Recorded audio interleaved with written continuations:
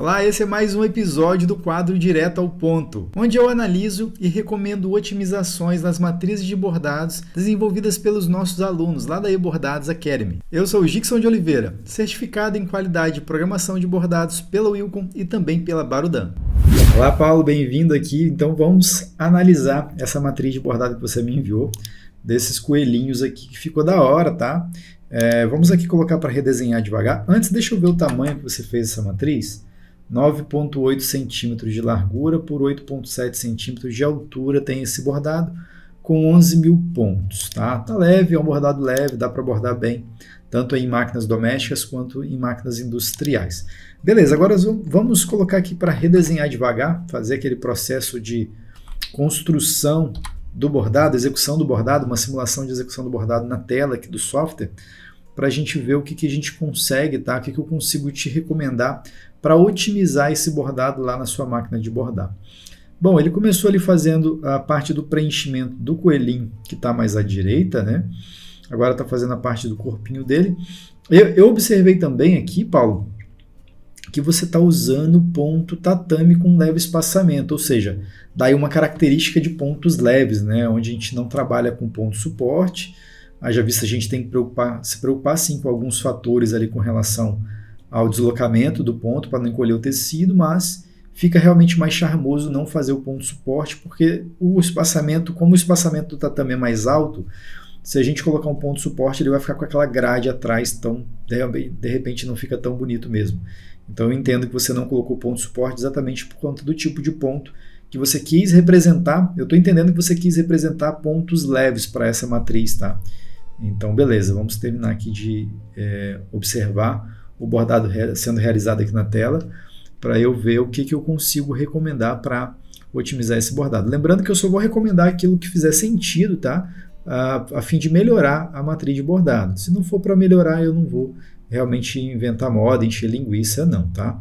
Aqui o objetivo desse vídeo é justamente para oferecer soluções para melhorar a qualidade ou possivelmente evitar algum tipo de transtorno ou problema na máquina, levando em consideração o que a gente está observando aqui que você programou nessa matriz de bordado, tá? Então, beleza, fez ali o corpinho, a estrutura dos pontos leves do branquinho, fez alguns objetos em rosa para dar acabamento, agora está fazendo os contorninhos em ponto cheio, tá? Vamos aqui acelerar um pouquinho mais esse contorno para a gente analisar mais rapidinho aqui, para a gente já ir para as observações. Fez agora as folhinhas em verde, está fazendo as pétalas em branco, está fazendo agora o contorno do primeiro grupo de flor ali, junto com as folhinhas. Fez o segundo, voltou, fez o tatame amarelo, fez as bolinhas brancas, fez os corações com contornos e acabou o bordado, tá? Bom, Paulo, a primeira coisa que eu vou considerar aqui é o seguinte, não pela cor, tá? Mas eu acho esse tipo de ponto cheio para esse coelhinho, nessa proposta desse desenho especialmente, eu achei pesado, tá?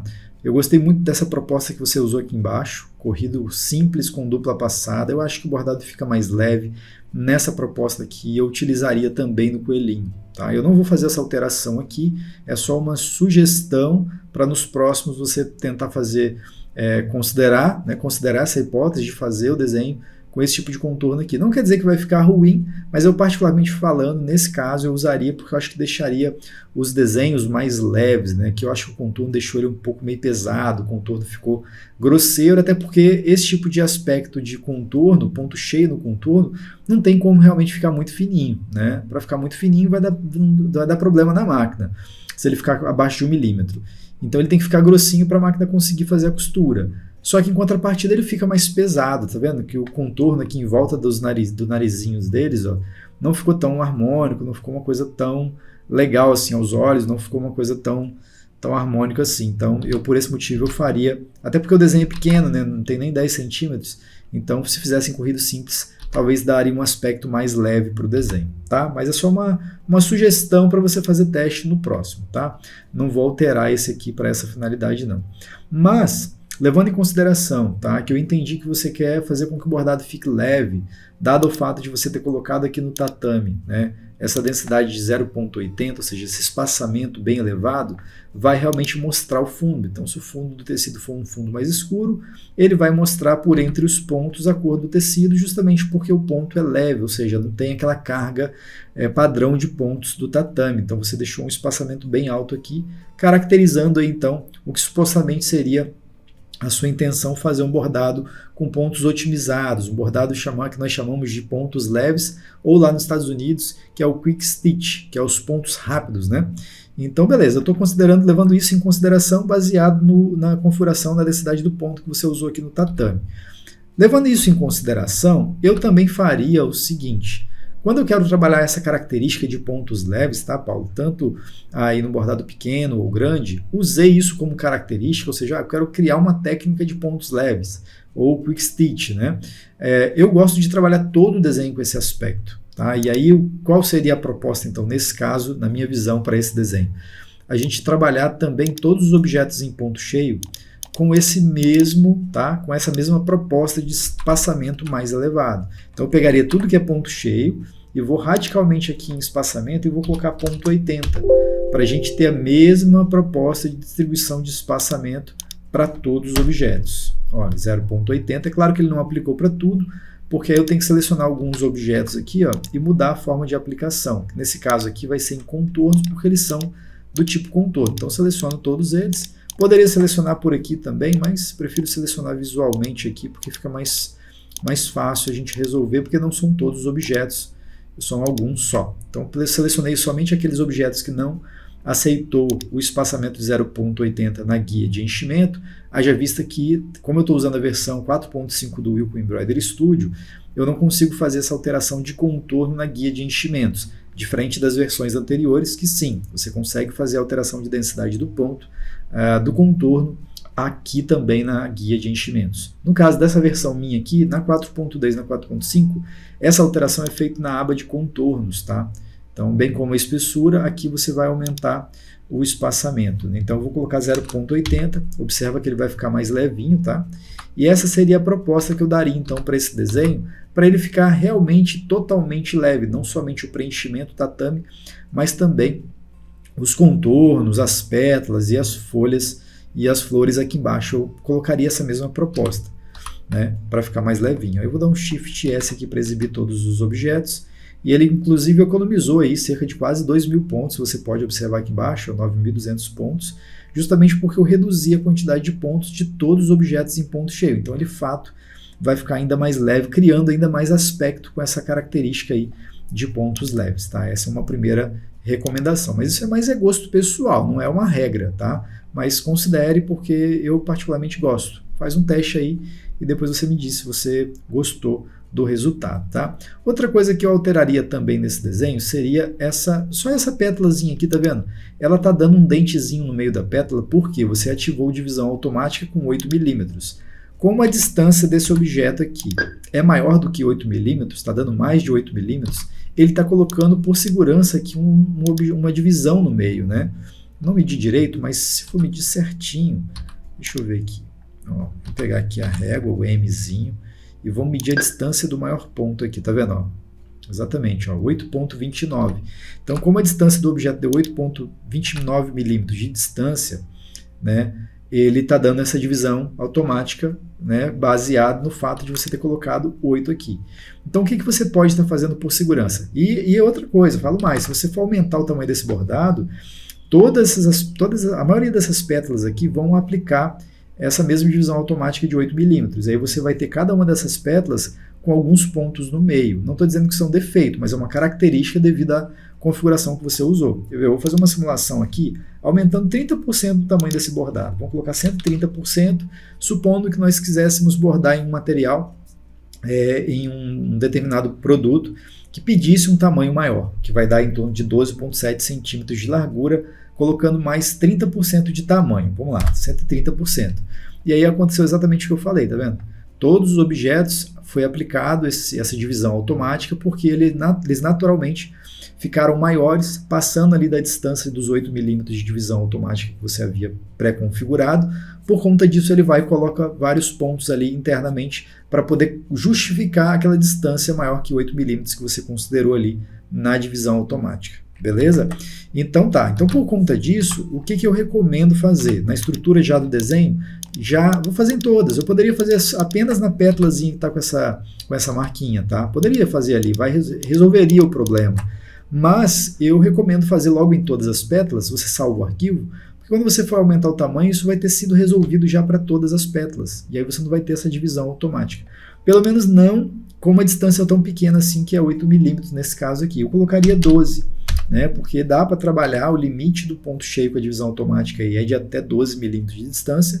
Então eu já coloco 12 porque eu não quero divisão automática. A gente tem que trabalhar com divisão automática por segurança. Nesse caso aqui eu estou trabalhando mais por segurança.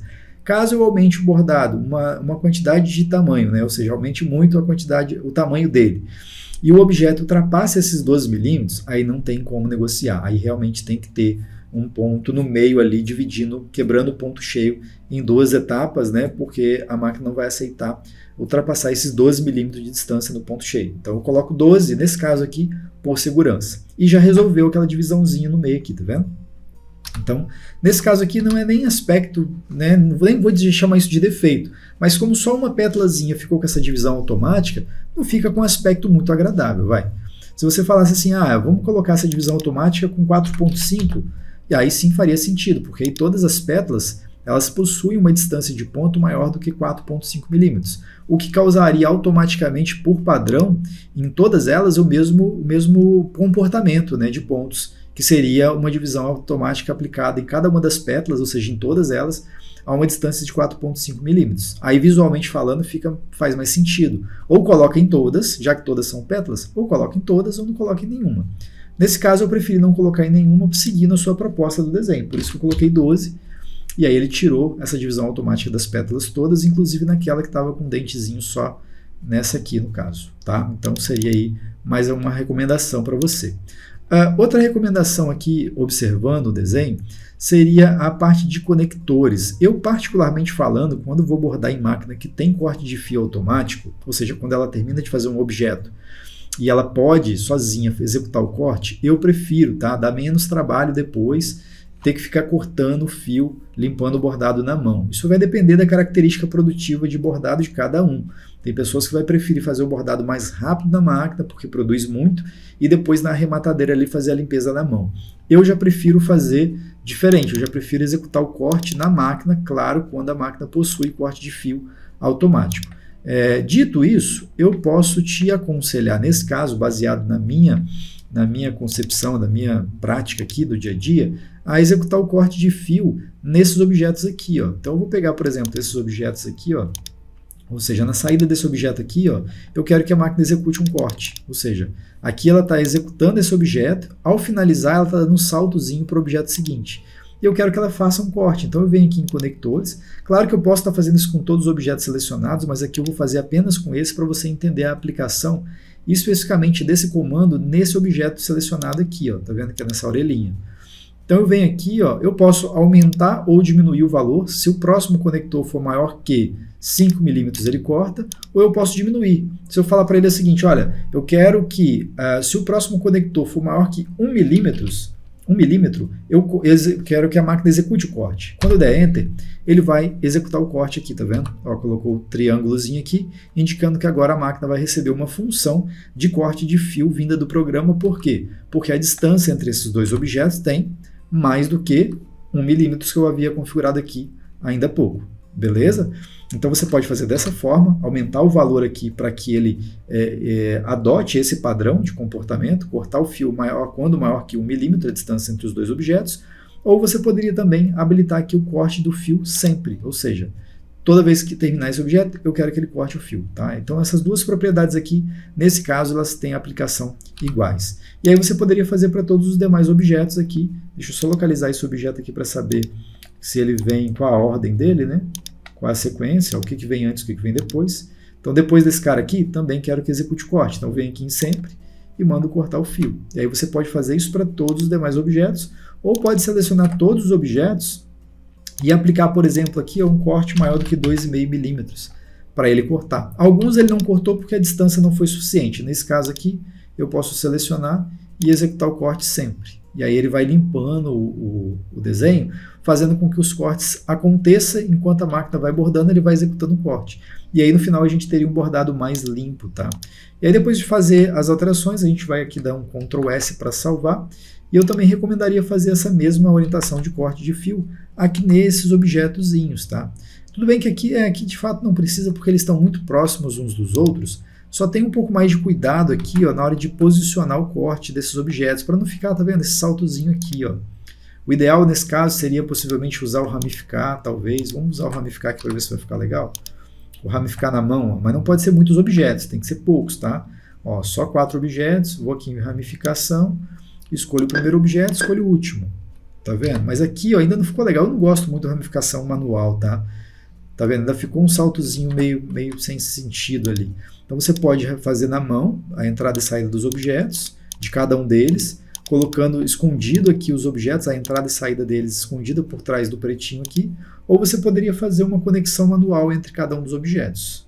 Basicamente é essa alteração que você precisaria fazer para otimizar esse bordado. No mais, o bordado está bem bacana, parabéns aí pelo resultado. Valeu? Um abraço. Nessa aula eu utilizei o melhor software de programação de bordados do mundo, que é o Wilcon Embroidery Studio. E se você ficou interessado em aprender mais sobre programação de bordados, vai lá no site da eBordados e coloca o seu e-mail na lista de espera, pois em breve eu abrirei uma nova turma do nosso curso de programação de bordados, o Wilcon Experience. E para você assistir mais vídeos como esse, é importante você se inscrever no canal da eBordados e também ativar o sininho para sempre que eu publicar um vídeo novo, você ser notificado. Eu vou ficando por aqui e até o próximo vídeo. Tchau, tchau!